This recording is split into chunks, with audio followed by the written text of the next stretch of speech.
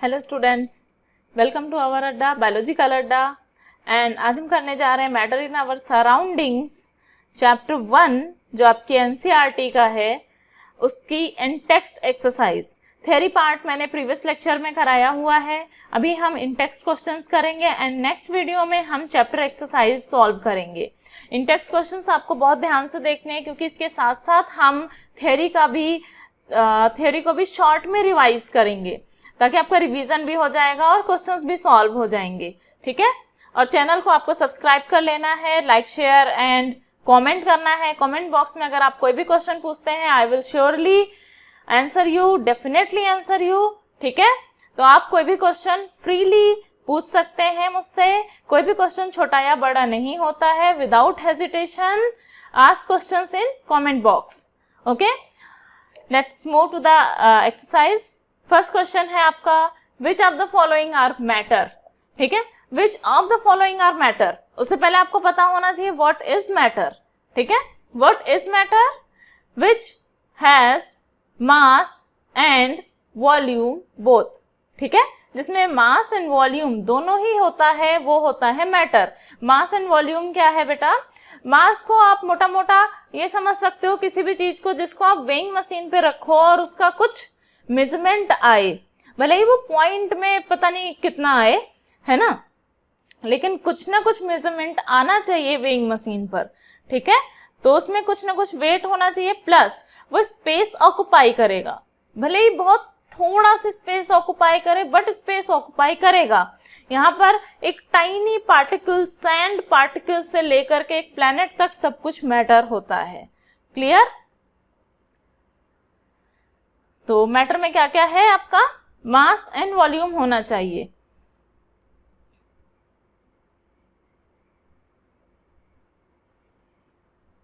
Mass and volume. तो किस किस में मास एंड वॉल्यूम है? Chair, is it have mass? Yes, and volume? हाँ, चेयर स्पेस भी ऑक्युपाई करती है एंड इसमें वेट भी होता है। तो चेयर आपकी हो गई मैटर। नेक्स्ट है एयर। एयर भी स्पेस ऑक्युपाई करती है एंड इसमें छोटे छोटे पार्टिकल्स होते हैं डिफरेंट डिफरेंट गैसेस के, और इसमें मास भी होता है, वेट होता है, बट आप मेजर नहीं कर सकते। लेकिन अगर इसे किसी कंटेनर में फिल कर दिया जाए तब उसे मेजर किया जाए तो उसका जो वेट आएगा, और उसके बाद जब उसे वैक्यूम पंप से उसकी एयर निकाल दी जाए और उस खाली वेसल को मेजर किया जाए तो उसका वेट थोड़ा सा कम हो जाएगा। इट मीन्स एयर में भी वेट होता है प्लस वॉल्यूम भी होता है, तो एयर भी मैटर है। Love, love is a feeling. Feeling में कोई वेट नहीं होता, कोई भी स्पेस ऑक्युपाई नहीं करती। ठीक है, लव इसके दिल में रहता है, उसके दिल में रहता है, लेकिन दिल में कोई स्पेस ऑक्युपाई नहीं करता, वहां से ब्लड रहता है। ठीक है, आप साइंस के बच्चे हो, आपको पता है लव जैसा कुछ भी आपके हार्ट में नहीं रहता, सिर्फ ब्लड रहता है। ठीक है, तो ये कोई भी स्पेस ऑक्युपाई नहीं करता लव, कोई भी वेट नहीं होता इसमें, सब बेकार की बातें हैं, कट कर दो इसे बिल्कुल। नेक्स्ट है smell. Bad smell, good smell. Smell is smell, उसका कोई भी लेना देना मास या वॉल्यूम से नहीं है, तो ये मैटर नहीं होगा। Hate is again a feeling. Hate के लिए भी कोई जगह नहीं है हमारे पास, लव के लिए नहीं है तो हेट के लिए भी नहीं है, वी आर न्यूट्रल, तो हेट को भी कट कर दो। नेक्स्ट है आलमंड्स। आलमंड्स खाने से आपका दिमाग बढ़ता है, मम्मी बहुत सारा लेकर के आती हैं घर में। 800 rupees KG, 900 rupees per KG. KG यानी वेट है उसमें, मास है एंड स्पेस तो ऑक्युपाई करता ही है, तो आलमंड्स क्या होगा? आलमंड्स अगेन मैटर है, आलमंड्स। नेक्स्ट है थॉट्स। थॉट्स, आपके विचारों में भी कोई दम नहीं है। ठीक है, उसमें भी कोई वेट नहीं है और ना ही वो जगह लेते हैं कहीं भी, वॉल्यूम भी नहीं है उसमें, तो थॉट्स को भी कट कर दो आप, कुछ सोचने की जरूरत नहीं है, सिर्फ पढ़ाई करो। Cold, cold is just a temperature change, weather है एक। ठीक है, टेम्परेचर डिक्रीज हुआ, कोल्ड हो गया, टेम्परेचर इंक्रीज हो गया, वार्म हो गया, समर्स आ गई। ठीक है, तो यहाँ पे सिर्फ टेम्परेचर का खेल है।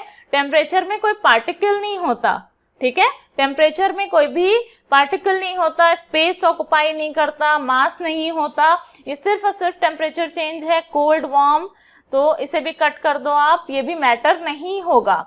नेक्स्ट है lemon water. Lemon water space occupy करता है और उसमें वेट भी होता है, लेमन वाटर आपका मैटर होगा। नेक्स्ट है स्मेल ऑफ परफ्यूम। मैंने ऊपर स्मेल को कट कर दिया है, बट यहां पर क्या लिखा हुआ है, स्मेल ऑफ परफ्यूम।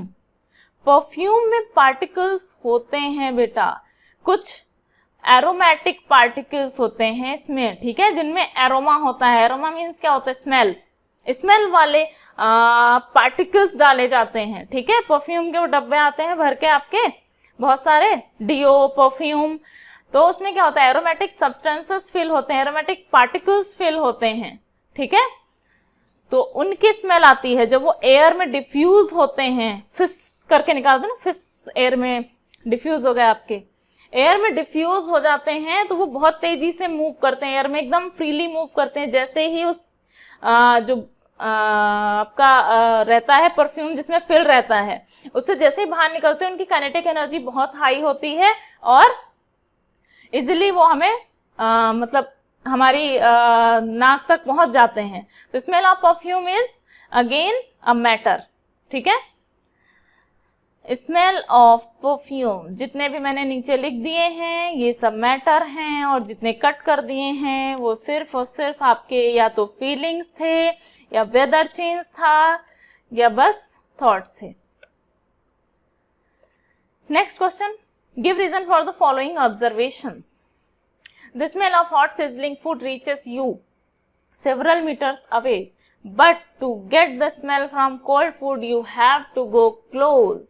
एग्जाम्पल लेते हैं इसका।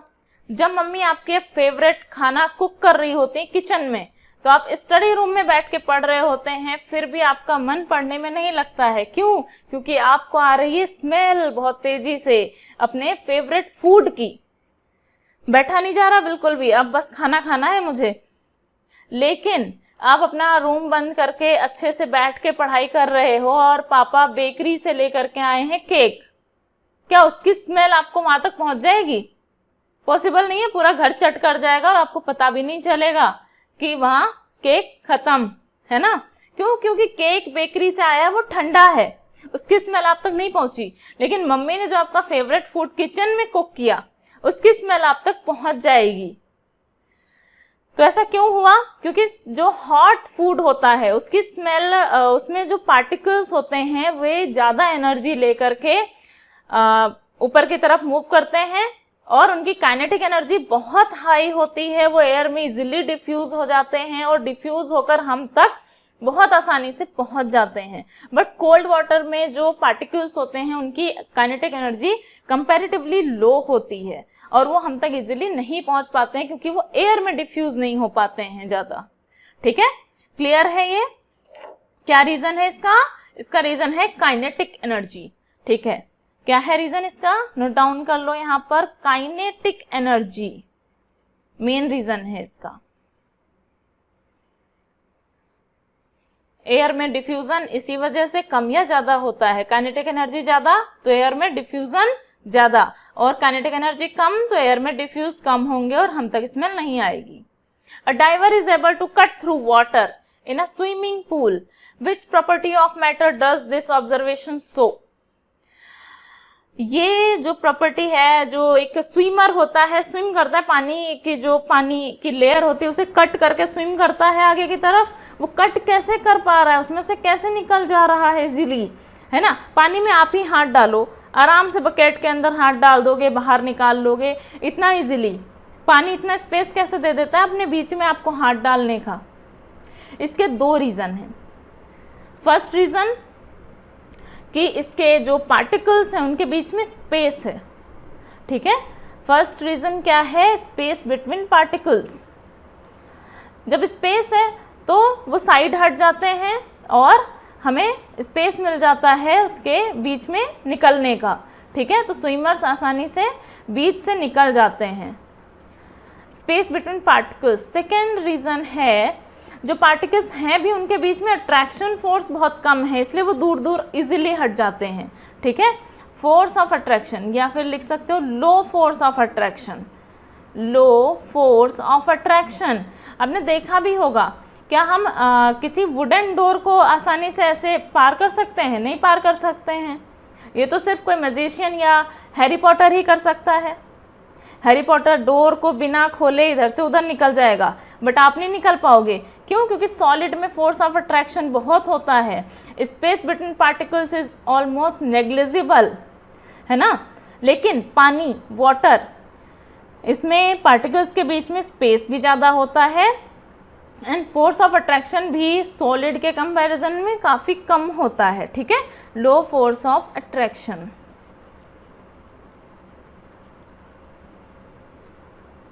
Next question, question number 3। Next है question number 4। What are the characteristics of the particles of matter? Matter के पार्टिकल्स की कैरेक्टरिस्टिक क्या होती है? फिजिकल प्रॉपर्टीज आपने की हुई हैं। तो matter is made up of particles. अब पार्टिकल्स क्या क्या कैरेक्टरिस्टिक शो करता है? पार्टिकल्स में फर्स्ट है force of attraction, force of attraction particles के बीच में लो होगा तो इसके इजीली जो पार्टिकल्स होंगे वो दूर दूर हो जाएंगे, और अगर हाई होगा तो पार्टिकल्स इजीली दूर दूर नहीं होंगे। स्पेस बिटवीन पार्टिकल्स, पार्टिकल्स के बीच में स्पेस होता है and particles are continuously moving. Third point, जो पार्टिकल्स होते हैं वे कभी भी एक जगह पे रुके नहीं होते हैं, ठीक है। Particles are continuously moving.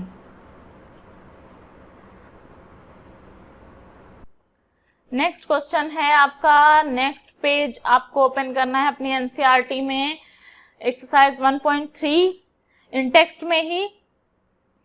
First question है इसका, the mass per unit volume of a substance is called density. Density क्या होती है? आपको मैं easy day to day language वाले वर्ड्स में समझाती हूँ। आप हनी लीजिए और वाटर लीजिए। हनी भी लिक्विड जैसा है, वो भी जिस वेसल में डाला जाता है उसका शेप ले लेता है, फ्लूइडिटी होती है उसमें, बहता है, और वाटर में भी यही सेम चीज़ है ना। लेकिन आप वाटर को हथेली पे लीजिए, आप अपनी पाम पे, एंड हनी को लीजिए। हनी जहाँ होगा वहीं स्थिर बना रहेगा, बहुत आसानी से उसमें फ्लूइडिटी नहीं आती है, बहुत इजीली इधर उधर नहीं गिर जाएगा, है ना। ऐसे लटकाओगे तो धीरे धीरे बह करके जाएगा, क्योंकि वो डेंस है। उसके कम जो इतना सा स्पेस ले रखा ना उसमें ज़्यादा पार्टिकल्स प्रेजेंट हैं, है ना। उसका मास भी ज़्यादा है, और जो वाटर है उसका मास कम है उसके कंपैरिजन में, है ना। एक डब्बा भर के हनी लोगे आप, उतना ही बड़ा डब्बा आप वाटर लोगे, वेट करोगे दोनों का, हनी का वेट ज़्यादा आएगा, वाटर का वेट कम आएगा। क्यों? क्योंकि वाटर में पार्टिकल्स कम हैं, उसकी डेंसिटी कम है, ठीक है। कुछ कुछ क्लियर हो गया होगा आई थिंक। तो अब हम इसी के बेसिस पे क्वेश्चंस करेंगे। यहाँ पे पूछा है, जो नीचे कुछ सब्सटेंसेस दिए हुए हैं इन्हें डेंसिटी के ऑर्डर में आपको अरेंज करना है, और डेंसिटी का फॉर्मूला क्या होता है? Mass upon volume. Mass upon volume का मीनिंग क्या होगा यहाँ पे बेटा? वॉल्यूम यानी कि जो स्पेस घेर रहा है ना। अगर कोई चीज़ ज़्यादा स्पेस लेगी तो अपॉन में नीचे है वॉल्यूम, ज़्यादा स्पेस लेगी तो ऊपर वाला डिवाइड होकर के छोटा हो जाएगा, यानी डेंसिटी कम हो जाएगी, है ना। वॉल्यूम कम लेगी कोई चीज़ और मास ज़्यादा होगा तो डेंसिटी ज़्यादा होगी। क्लियर? तो अब हम अरेंज करना शुरू करते हैं।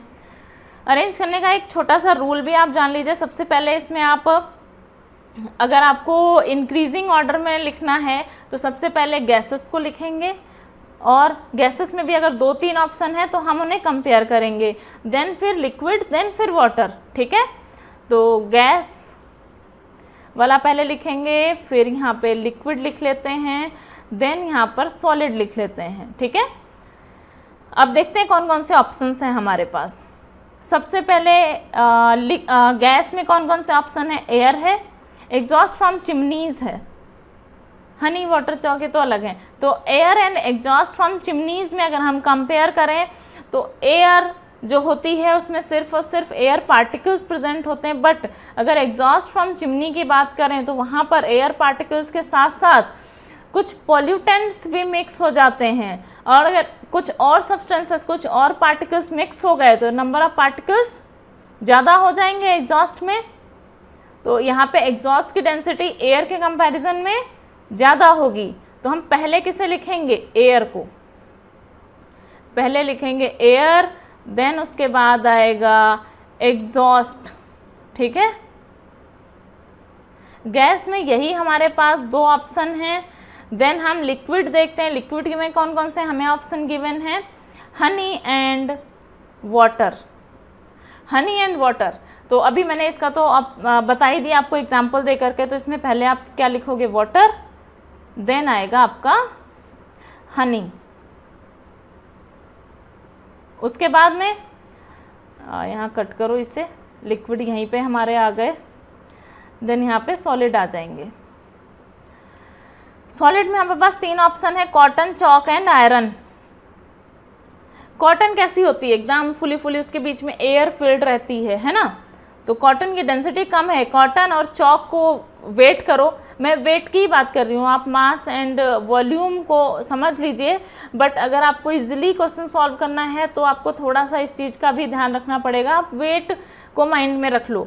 कॉटन, चॉक एंड आयरन का सेम क्वांटिटी, इतना कॉटन, इतनी चॉक, इतनी आयरन। अगर हम इनको वेट करेंगे तो सबसे हल्की कौन सी होगी? कॉटन। तो सबसे पहले कॉटन लिखो, देन उससे हैवी होगा चॉक कॉटन से, और उस सबसे हैवी होगा आपका आयरन, आयरन। बस हो गया हमारा क्वेश्चन सॉल्व। बस यही है increasing order of substances in order of density.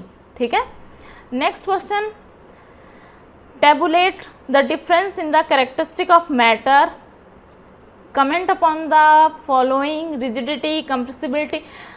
इसका एक डायग्राम, इसका एक चार्ट फॉर्म में मैंने आगे स्ट्रक्चर बनाया हुआ है जिसमें आपके दोनों ही क्वेश्चन एक साथ एक्सप्लेन हो जाएंगे, 2 का ए पार्ट भी एंड बी पार्ट भी। मैटर में हमें डिफ्रेंशिएट करना है, यानी सॉलिड, लिक्विड, गैस के कैरेक्टरिस्टिक बताने हैं, और नीचे इन्होंने उसके लिए क्राइटेरिया दे रखा है, रिजिडिटी, कंप्रेसिबिलिटी, फ्लूइडिटी। ठीक है, तो ये इन्हीं के बेसिस पे हमने सॉलिड, लिक्विड एंड गैस को कैटेगराइज कर दिया है। दोनों ही चीज़ आपकी एक साथ एक्सप्लेन हो जाएगी। ये आपका चार्ट हो गया। क्या है? पहला कैरेक्टरिस्टिक क्या है? शेप। सॉलिड में क्या होता है? फिक्स शेप होता है। लिक्विड में नो फिक्स शेप, नहीं होता है फिक्स शेप, जिस भी वेसल में रखते हैं उसका शेप ले लेता है। गैस के साथ भी सेम चीज़ होती है। तो शेप सिर्फ और सिर्फ सॉलिड का फिक्स होगा, बाकी दोनों का फिक्स नहीं होता है। वॉल्यूम सॉलिड का फिक्स होगा एंड लिक्विड का फिक्स होगा। अगर हमने कोई चीज़ 1 kg में ली है तो वो 1 kg ही रहेगी, चाहे जहाँ भी रखी जाए। ठीक है, बट गैस का वॉल्यूम भी फिक्स नहीं होता है। Intermolecular force, intermolecular force means force of attraction की बात हो रही है यहाँ पर। ठीक है, फोर्स ऑफ अट्रैक्शन मैक्सिमम होता है सॉलिड में। सॉलिड को हम इजीली कट नहीं कर पाते हैं। यहाँ तो स्विमर वाला एग्जांपल मैंने दे दिया, स्विमर भी इजीली कट करके वाटर को स्विम कर जाता है। तो ये हो गया लेस देन सॉलिड, इसकी इंटरमॉलिक्यूलर फोर्स। और गैस, हवा में तो आप ऐसे ऐसे कहीं भी मूव करो, इसके लिए तो स्विमिंग की भी ज़रूरत नहीं, उतनी भी एनर्जी नहीं लगती। तो इसमें क्या है? इंटरमॉलिक्यूलर फोर्स तो बहुत ही कम है, very less.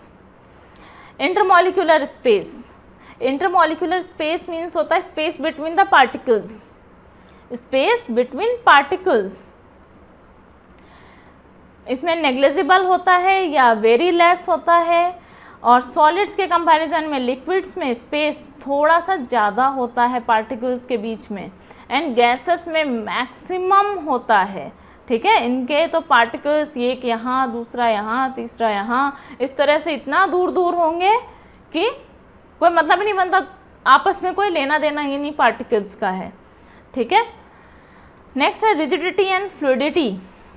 Rigidity and fluidity को आप रिजिड होते हैं सॉलिड, इनको आप आसानी से बेंड नहीं कर सकते। मैंने ये लेक्चर में दिया था एग्जांपल इसी पेन का कि अगर हम इस पे फोर्स देते हैं तो ये टूट जाएगा बट बेंड नहीं होगा।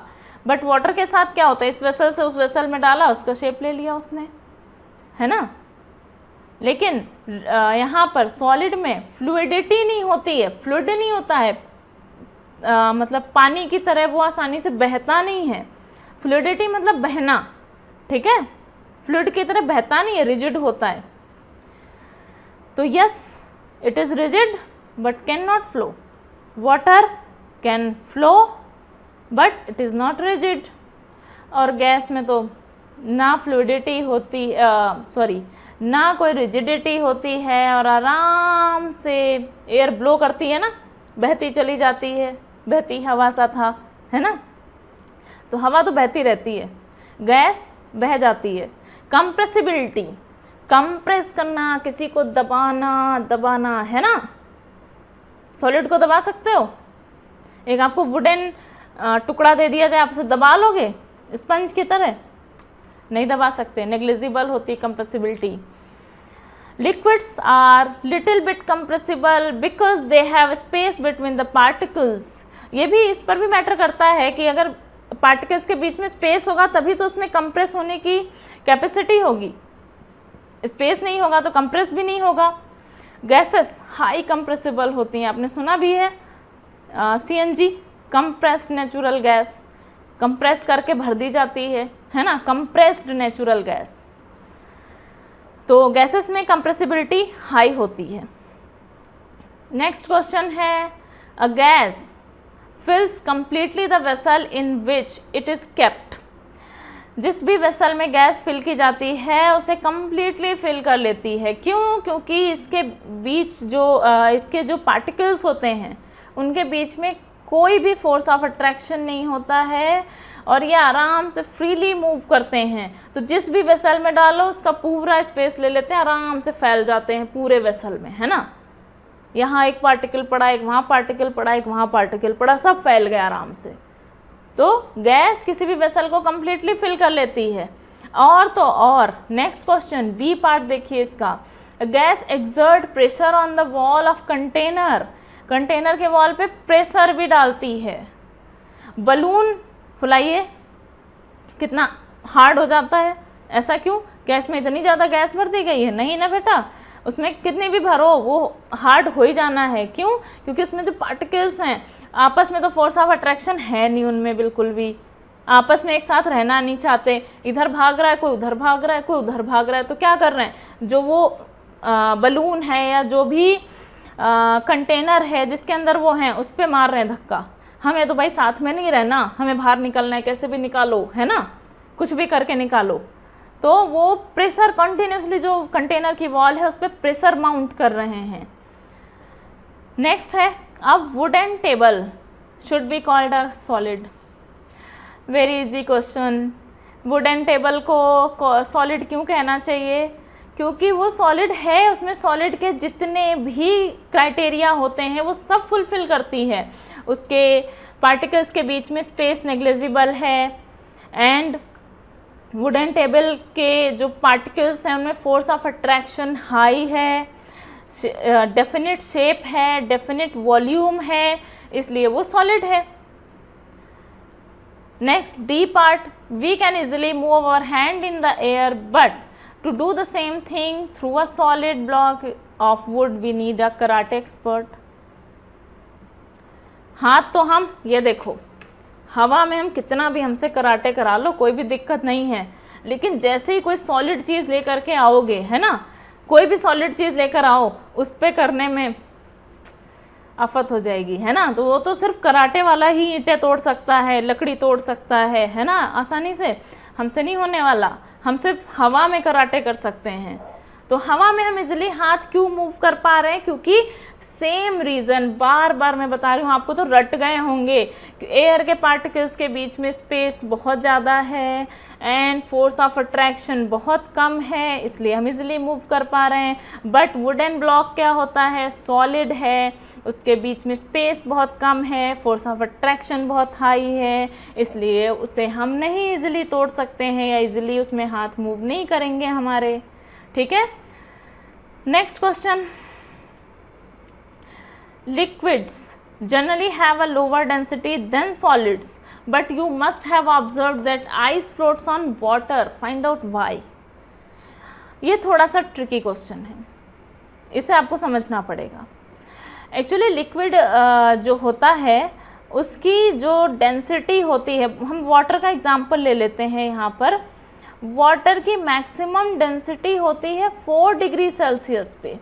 जो इसके पार्टिकल्स हैं उनका अरेंजमेंट 4 डिग्री सेल्सियस पे मैक्सिमम बिल्कुल पास होता है ना। तो डेंसिटी हाईएस्ट होती है at the 4 degree Celsius. But ice कब बनता है? 0 डिग्री सेल्सियस पे। यहाँ पर तो ये लिक्विड है, आइस कब बना? 0 डिग्री पे। तो जब यहाँ पर हाईएस्ट इसकी डेंसिटी है तो यहाँ पे कुछ तो डेंसिटी उसकी कम होगी ना। और अगर इसकी डेंसिटी कम है यहाँ पर, तो जो आइस फॉर्म है, सॉलिड फॉर्म है, वो लिक्विड फॉर्म से कम डेंस हो जाएगा। इसीलिए पानी के ऊपर आइस फ्लोट करता है, क्योंकि आइस की डेंसिटी पानी से कम है। और इसका रीज़न है इसके जो पार्टिकल्स हैं उनका अरेंजमेंट। ठीक है, जो इनका मॉलिक्यूल है, जो पार्टिकल्स है, उनका अरेंजमेंट कुछ इस तरह से होता है कि सॉलिड की डेंसिटी कम हो जाती है।